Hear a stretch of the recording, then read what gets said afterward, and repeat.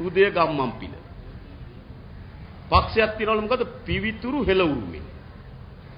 නායකයා උදේ ගම්මන්පිල. ලේකම් උදේ ගම්මන්පිල. මාධ්‍ය ප්‍රකාශක උදේ ගම්මන්පිල.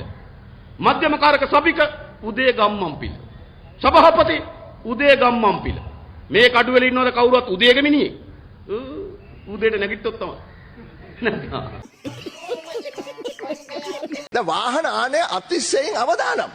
මොකද මේ වගේ ගණන් වලට කවුද වාහන ගේන්නේ? හරි ඔහොම වාහන ගේන සල්ලිකාරයෝ මං නම් හිතන්නේ ඉන්නවා කියලා. මේ ප්‍රශ්නය ඇත්ත වශයෙන්ම භයානකයි අවදානම්. Several months later.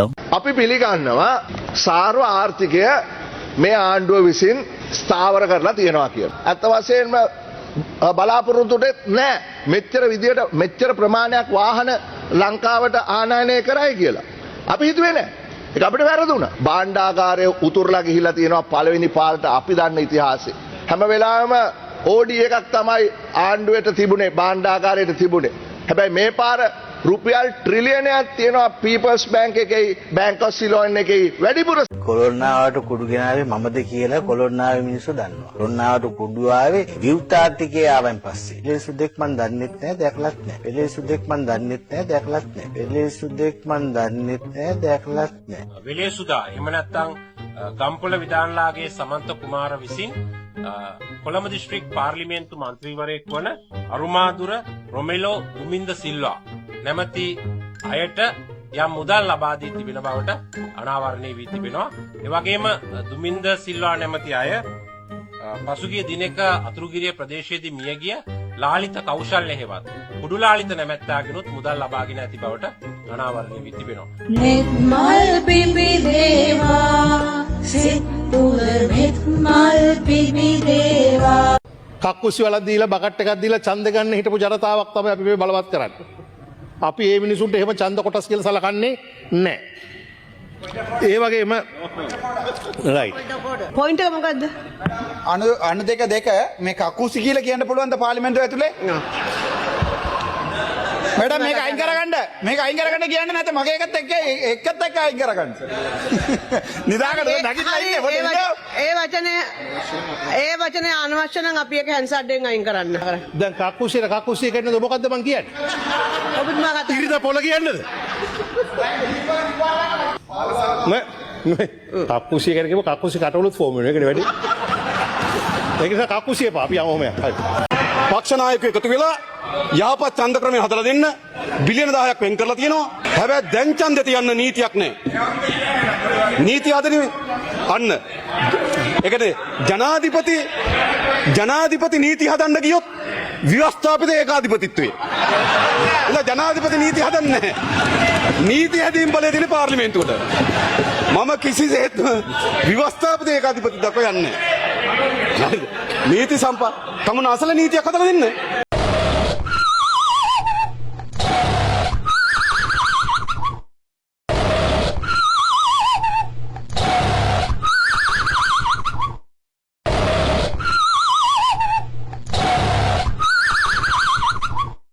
ඉස්සරවනේ මොකද්ද? දැනට මුදල් නැහැ. ඒත් දැනට ඡන්දෙකුත් නැහැ. ඡන්දේ තියන්න මුදල් නැහැ. මුදල් තිබුණත් ඡන්දයක් නැහැ. ඡන්දත් නැහැ සල්ලිත් නැහැ. මතකද? දැන් සල්ලි තියෙනවා. හරි. අදාළ රසායන ද්‍රව්‍ය ගබඩා කළ කන්ටේනර් දෙක සොයා ගැනීමට හැකියාවක් ලැබුණයි කියලායි කියන්නේ. ඉතින් මේ 5 දෙනා අත්අඩංගුවට පත්වීමෙන් ඉක්බිතිව එක්තරා දේශපාලන පක්ෂයක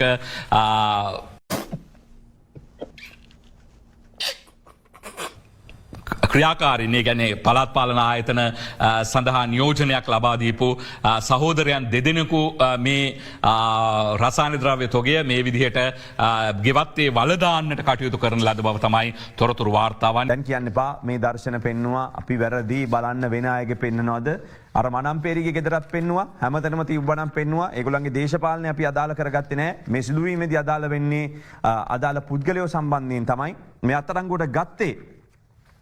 අත්අඩංගුවට අරගෙන තියෙන්නේ මේ සම්බන්ධයෙන් චෝදනාවට ලක්වෙච්ච පාර්ශව මේ විදිහට. ඉතින් මේ දේශපාලන වශයෙන් ගත්තම අත්අඩංගුවට ගත්ත විදුහල්පතිවරයාගේ බිරිය සම්බන්ධයෙන් තමයි දැන් බොහෝ දෙනෙක් ප්‍රශ්න කරන්නේ.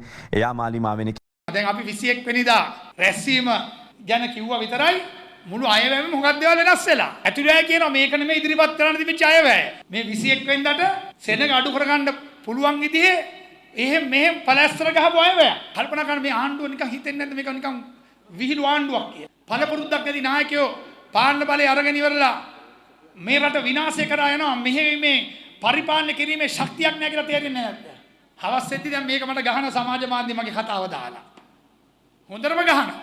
නිවන් සුවේ ප්‍රාර්ථනා කෙරුවා කියලා අපි අපේ මතවාදය අපේ කඳවුර වෙනුවෙන් දෙන්න දී යුතු නායකත්වය අපි ලබා දෙනවා. ඒකට අපිට හොඳට ආදර්ශමත් නායකයෙක් හම්බෙලා තියෙනවා. නාම රාජපක්ෂ මහත්මයා.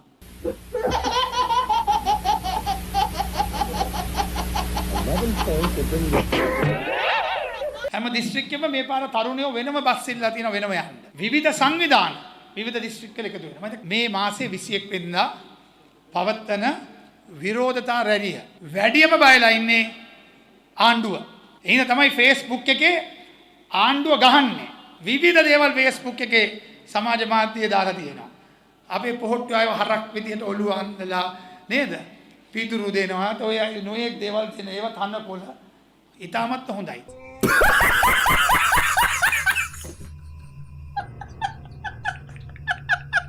පොඩක් අහලා හිටියොත් හොඳයි කියලා මම බැලුවේ.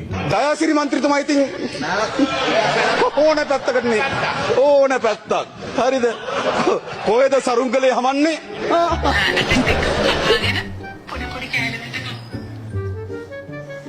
දැන් මේ දෙකෙන් මොකක්ද අපි පිළිගන්නේ? ජනාධිපතිවරයාම මේ සභාවේ කිව්වා එක දෙයක් නිසා තමයි අද විපක්ෂයට කට උත්තර නැත්තේ. හර්ෂ මන්ත්‍රීතුමා 45 මිනිත්ස් අරගෙන තවත් විනාඩි 10ක්ද 15ක්ද අරගෙන කතා කරා. පැයක් දුන්නා. ඊට පස්සේ අපේ වැඩිම කතිකයා අපේ කබීර් හෂීම් මන්ත්‍රීතුමා කතා කරා. මට කියන්න මොනවද මේ අයවැයට එරෙහිව ආපු හරයාත්මක විවේචනය? ඒගොල්ලන්ට කතාව පටන් ගන්න වෙලා තියෙන්නේ. ජනාධිපතිවරයාගේ අයවැය ඇතුලේ ඒගොල්ලන්ට කියන්න සිද්ධ වෙලා තියෙන පළවෙනි වචනේ අයවැය හොඳයි සාධනීය පැති තියෙනවා එහෙත් කියලා තමයි වැඩේ පටන් ගන්න වෙලා තියෙන්නේ. ඔන්න ඔතෙන්ට අද අපි ආණ්ඩුව විසින් විපක්ෂය වට්ටලා තියනවා ගෙනල්ලා තියනවා. අන්න එක දැනගන්න. හරිද?